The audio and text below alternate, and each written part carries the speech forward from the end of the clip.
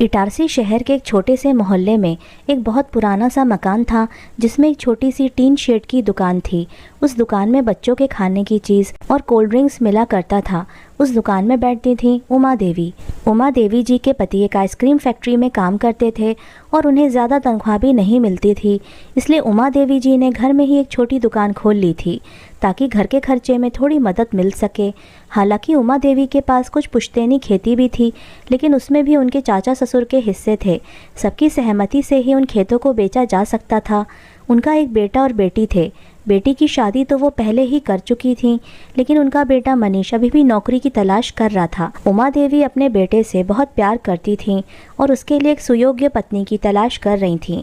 सौभाग्य से उनकी तलाश पूरी हुई और उनकी दुकान पर आने वाली मीना काकी की भतीजी उन्हें अपने बेटे के लिए पसंद आ गई। लड़की ज़्यादा पढ़ी लिखी तो ना थी, लेकिन कुशल थी।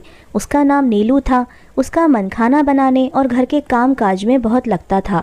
उसने ब्यूटी पार्लर का कोर्स भी किया था। दोनों का रिश्ता पक्का हो गया। मनीष को भी एक कॉल सेंटर में नौकरी मिल गई और उसकी तनख्वाह 12,000 रुपये थी, जो कि एक मध्यम वर्गीय परिवार के लिए काफ़ी थी। मनीष और नीलू की शादी हो गई और उमा देवी बहू को घर लेकर आ गई।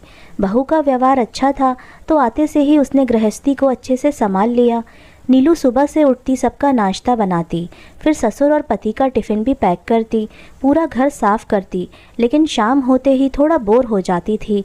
अब सासू माँ भी अपनी दुकान संभालती थीं, तो भला उनसे भी वो कितनी बातें करती। एक दिन उसने अपने पति से कहा, क्यों जी, मैं सोच रही हूँ कि घर में एक छोटा सा ब्यूटी पार्लर खोल लूँ। काम करने के बाद शाम के समय मुझे बहुत अकेलापन लगता है। मनीष को इसमें कोई बुराई नज़र नहीं आई, तो उसने माँ से पूछने का कहकर उसको हामी भर दी।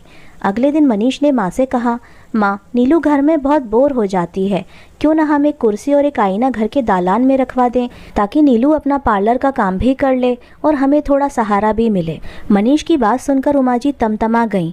बेटा, थोड़ी तो शर्म कर ले। लोग क्या सोचेंगे कि हमें खाने के इतने लाले पड़े थे कि हम नई बहू की कमाई खा रहे हैं। और सच कहूँ तो मुझे घर की बहू का यूँ दुकान चलाना बिल्कुल भी पसंद नहीं है।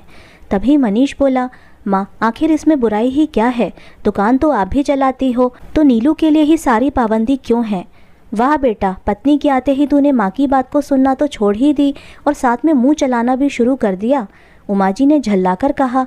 तब मनीष बोला, माँ, मैं मुंह नहीं चला रहा, सिर्फ ये कह रहा हूँ कि अगर घर के सभी लोग अपने अपने कामों में व्यस्त हैं, तो नीलू भी अपना पार्लर शुरू करके अपने समय का सदुपयोग कर लेगी, तो इसमें बुराई ही क्या है? और आजकल घर की गाड़ी 2 पहियों से ही तो चलती है, ये तो आप ही कहती थी। मुझसे अगर कोई गलती हो गई हो तो मुझे माफ़ कर दो माँ, लेकिन नीलू भी अपने सपनों को साकार करने का पूरा हक रखती है। बेटे की इतनी बातें सुनकर आखिर उमा जी ने उसे घर में ब्यूटी पार्लर खोलने की अनुमति दे ही दी।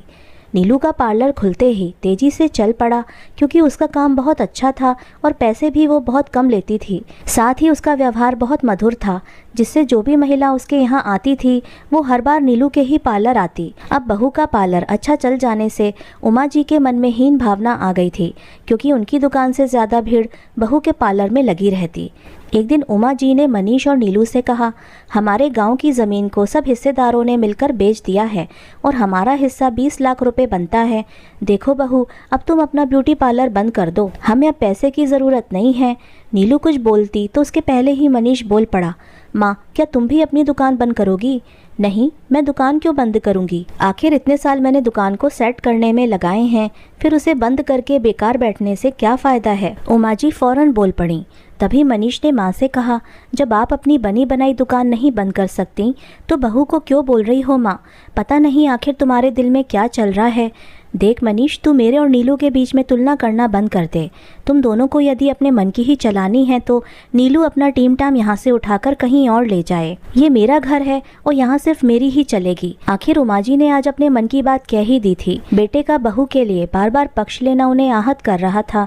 काफ़ी दिनों से वो मनीष से भी मन ही मन नाराज़ थीं, लेकिन आज तो उनके पास ढेर सारा पैसा भी आ गया था, जिससे अभिमान में चूर होकर बेटे से वो ऐसा बोल देंगी, इसकी उम्मीद मनीष को भी ना थी।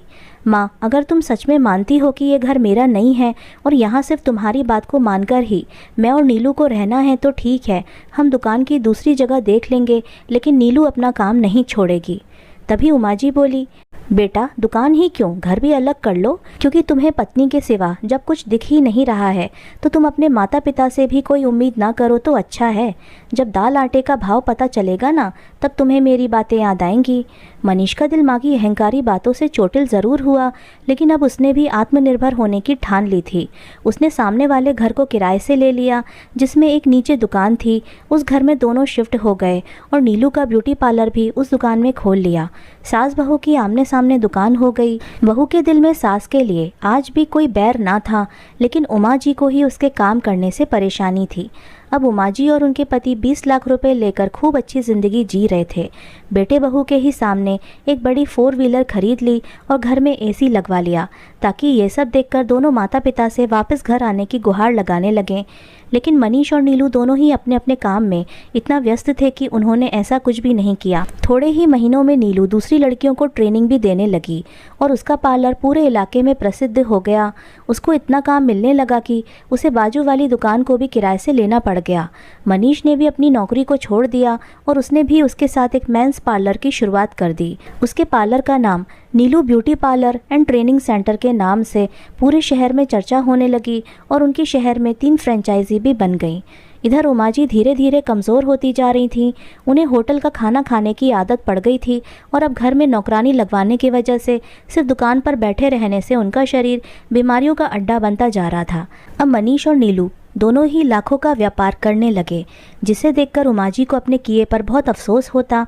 एक दिन अचानक उमा जी दुकान पर बैठे बैठे चक्कर खाकर गिर पड़ी। उस समय उनके पति भी किसी काम से बाहर गए हुए थे। जैसे ही नीलू को खबर हुई, वो फौरन अपनी सास को भागकर अस्पताल लेकर गई।